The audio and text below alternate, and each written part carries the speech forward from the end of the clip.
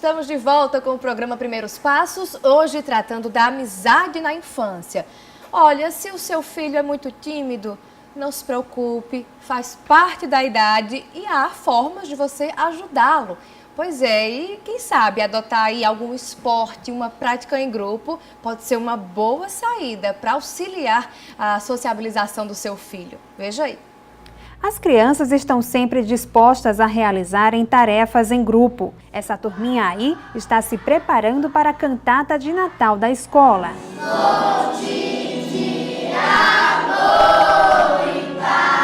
As atividades em grupo são fundamentais para o desenvolvimento da amizade entre as crianças. Estudos apontam que criar amizade na infância estimula o desenvolvimento de características como sociabilidade, autonomia e altruísmo, além de reduzir comportamentos negativos. A questão da música, da musicalidade, né, ela fortalece a amizade entre eles, né? E isso acontece diariamente, isso acontece durante todo o ano, seja em festas, seja com trabalhos pedagógicos. Nós estamos sempre buscando, né, interagir com músicas e interagir também, buscando também realizar essa questão da amizade. É só falar em atividade em grupo que o Thomas procura se envolver. É que a gente se diverte muito cantando e às vezes a gente se une mais um pouco. Maria, de 7 aninhos, também gosta de trabalhos que envolvem toda a turma. É muito legal brincar com todo mundo. Fazer trabalhos em equipe também deixa a criançada longe da timidez. Em grupo, elas se sentem mais à vontade e procuram sempre ajudar umas às outras. Eles estão sempre juntos, né? Se um está com dificuldade, o outro vai lá e ajuda. Tem horas também que a gente junta as carteiras para que eles passem aquele conhecimento, né? O conhecimento de um para o outro. Sempre aquela busca de troca, né? A troca do conhecimento e ali gera uma amizade, um carinho entre eles, né? Isso é muito importante. Pois é, e a gente continua o nosso bate-papo aqui no estúdio com a psicóloga Janaína Mota, que está comigo. Doutora Janaína, a gente viu, né, que as crianças, quando são tímidas, né, elas têm mais dificuldades de fazer amizades. Mas além da timidez, existem outros problemas que podem fazer com que a criança fique um pouco mais introspectiva, que ela tenha mais dificuldade de fazer amigos? Sim, realmente, às vezes é dela, né, é inato dela, mas realmente às vezes tem alguns problemas que propiciam isso aí, tá? Então, o olhar da mãe, dos pais é essencial. Se você nota que seu filho, ele é muito tímido, né, é uma coisa assim que seja muito além do normal, tá? O próprio professor em sala de aula, o cuidador, a babá, percebe algo, é bom sinalizar. Porque às vezes tem alguma coisa que está por trás, alguma coisa até mais séria que está por trás dessa timidez. E aí às vezes as pessoas, não, é criança, é assim mesmo, é a fase. Às vezes não é a fase. Então é bom ter esse olhar clínico, tá? Principalmente aquelas pessoas que estão no dia a dia com a criança. Uma criança muito tímida não é bom sinal, tá? Então tem que ter esse olhar. E qual seria, digamos, o sinal para os pais começarem a ficar mais alertas e acenderem a luz vermelha de que precisam de ajuda? Uma criança, assim, quando ela é tímida, geralmente, se é só timidez, ela costuma ser tímida com as pessoas estranhas, com as pessoas. Chega uma pessoa diferente na casa ou vai para um ambiente que tem pessoas estranhas. Então, enquanto ela não conhece, ela está observando o ambiente, está observando as pessoas, aquela timidez é normal. Mas uma criança que ela dentro de casa, junto com os pais, com os irmãos ou com outras pessoas que estão no dia a dia, ela permanece muito tímida, muito caladinha, lá no cantinho dela, sem interação, isso aí já é um sinal. Já é importante, então, isso. buscar... A questão da timidez com estranho é normal, tá? Mas dentro de casa, no ambiente dela, já a luzinha já acende. Doutora Janaína, como é que os psicólogos trabalham isso em consultório com essas crianças? Que tipo de exercício se faz? A gente faz ao primeiro momento o que a gente chama de anamnese, que é uma entrevista muito bem detalhada que a gente faz com os pais, para entender a dinâmica da criança, tudo isso. A gente também, se é uma criança que já está dentro da escola ou em berçário, alguma coisa, a gente também faz essa visita para entender, conhecer a dinâmica daquela criança e o comportamento dela. Porque às vezes também o que é que acontece? Os pais trazem aquela visão, eles trazem aquela visão de pai e de mãe, ou exagera às vezes demais, não é todo caso, mas às vezes exageram demais ou ocultam informações importantes. E aí a gente observa, tem casos que a gente inclusive vai conhecer a dinâmica da criança dentro da própria casa. Então, como é o comportamento dela dentro de casa, como é o comportamento dela na escola, para a gente poder chegar a alguma luzinha assim, dizer, não, o caminho é esse, tá? E aí, diante disso, aí vão surgindo as possibilidades, tá? Mas o primeiro passo é esse, é pegar realmente essas informações bem detalhadas da família, conhecer o ambiente dela, como é que ela está em casa, como é o convívio dela na escola, informações dos professores ou dos cuidadores, tá? Porque às vezes tem criança que só vê o pai e a mãe à noite, passa o dia na escola, à tarde com a babá, às vezes vai para um reforço, entendeu? Então a gente precisa conhecer a dinâmica dele. Diante disso, aí é que a gente faz um trabalho. Doutora Janaína, crianças que sofrem ou sofreram bullying, elas podem ter mais dificuldades em fazer amigos, em confiar nos amigos, depois de passar por alguma situação um pouco mais traumática? Com certeza. E isso é uma das consequências das crianças que têm dificuldade de se sociabilizar, tá? De interagir com outras crianças. Porque ela tem aquele medo né, dentro dela, ela sabe o que ela já sofreu. Então, talvez a aproximação de outras pessoas para ela seja algo negativo.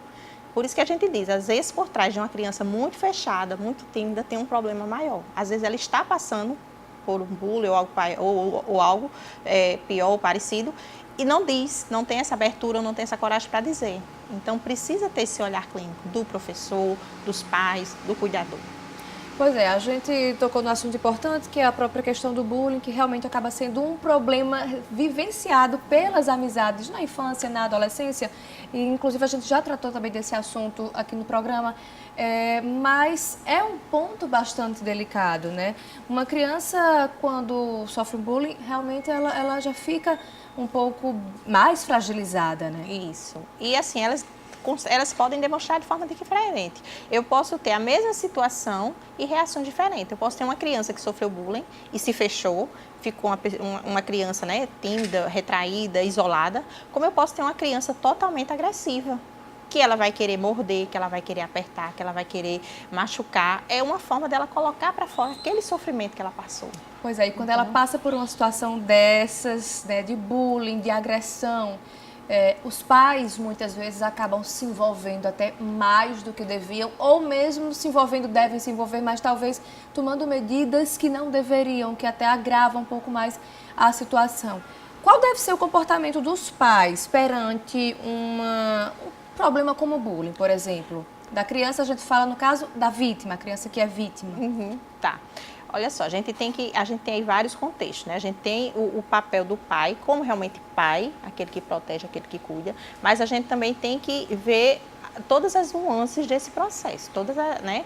Então, assim, ele tem que proteger, ele tem que cuidar. Onde foi que aconteceu o bullying? Foi na escola? Então, chama a escola, tá? A escola tem que estar envolvida.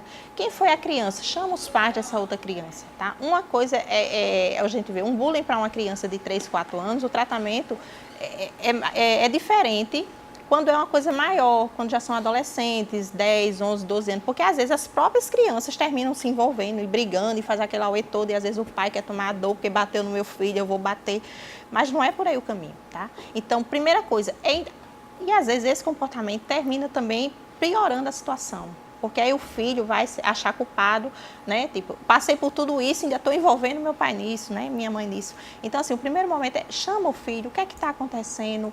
Eu sou seu amigo, me diga, desabafe, todo esse papel, tá? Entendendo a situação, poxa, quem são os envolvidos? Foi na escola? Vamos chamar a escola, chama a professora, alguém viu, foi sinalizado? Não sei, né? Observe isso aí também.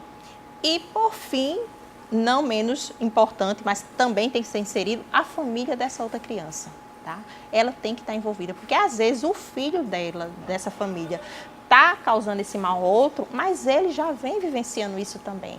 Às vezes ele tem um problema dentro de casa, dentro do seio da família, que ele está descontando lá fora.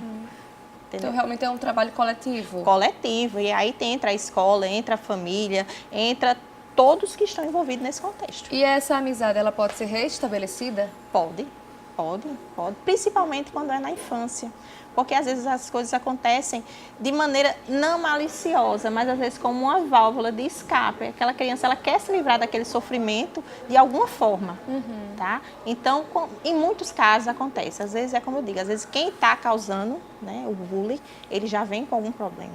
Então, ele é uma pessoa tão machucada, tão ferida, quanto aquele outro que sofreu o bullying. A gente está falando do bullying, mas também existem esferas muito mais leves que os pais também acabam se envolvendo. Isso. Os pais, às vezes, não conseguem deixar que os filhos se resolvam uma briguinha simples de amiguinhos, Isso. por exemplo, e acabam interferindo. Às vezes, isso pode não ser tão bom. A gente vê muito assim, tem aquele ditado, né? O dono da bola. Então, se o dono da bola pegou a bola, botou de braço e foi embora, ninguém mais joga bola.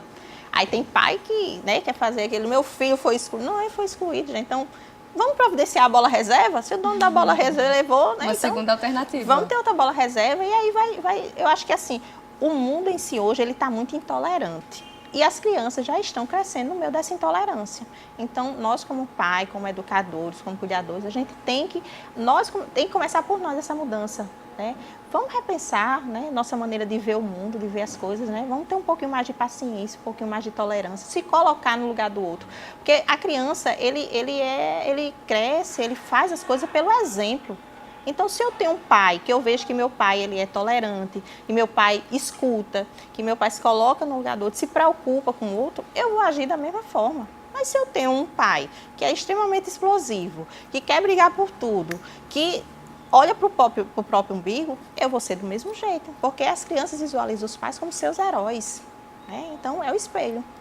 Pois é, super complicado. Janaína, em relação a esses casos, a gente continua falando aí da relação dos pais com os filhos. Às vezes os pais não gostam muito, por exemplo, do comportamento de um determinado coleguinha.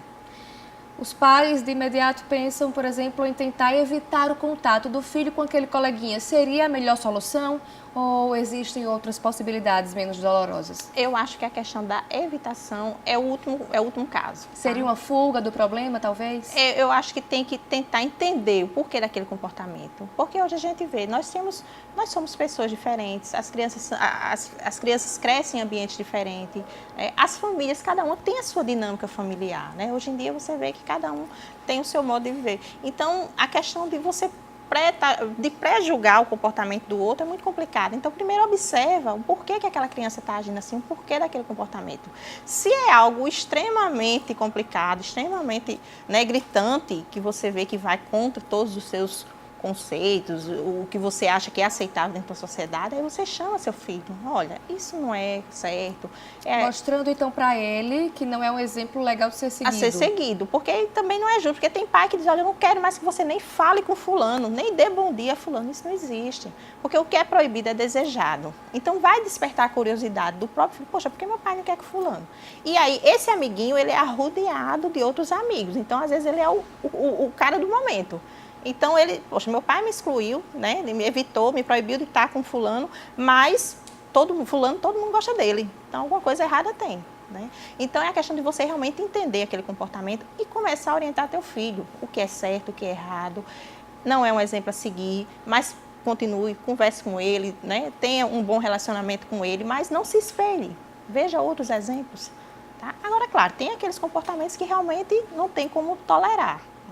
Mas aí a questão realmente de você, antes de julgar, entender como é que está, o porquê daquele comportamento, tá? Por conta disso mesmo, a dinâmica hoje, o dia a dia, é muito diferente.